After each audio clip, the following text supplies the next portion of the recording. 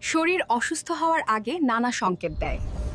এগুলো ঠিকভাবে বুঝতে পারলে বড় রোগও আগেই শনাক্ত করা যায়।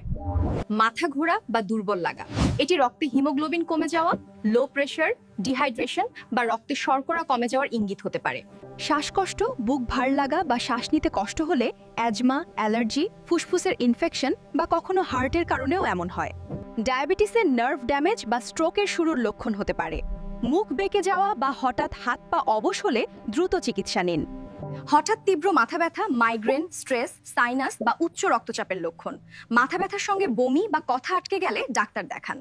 গ্যাস, বুক জ্বালা, পেট ফাঁপা এসব অ্যাসিডিটি, গ্যাস্ট্রিক, লিভারের সমস্যা বা পিত্তথলিতে পাথরের সংকেত হতে পারে। প্রচুর চুল পড়া হলে তা হরমোনাল সমস্যা, থাইরয়েড বা ভিটামিন ঘাটতির ফল হতে পারে।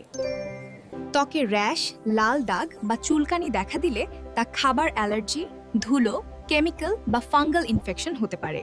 হঠাৎ শ্বাসকষ্ট, হাত পা অবশ, কথা আটকে যাওয়া, বুক ব্যথা বা তীব্র মাথা ব্যথা হলে দেরি করবেন না, অবিলম্বে হাসপাতালে যান।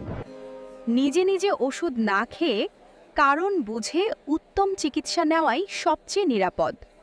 যদি গুরুত্বপূর্ণ মনে হয় তাহলে ভিডিওটি শেয়ার করুন, লাইক ও ফলো করলে আপনাদের পাশে থাকব সব সময়।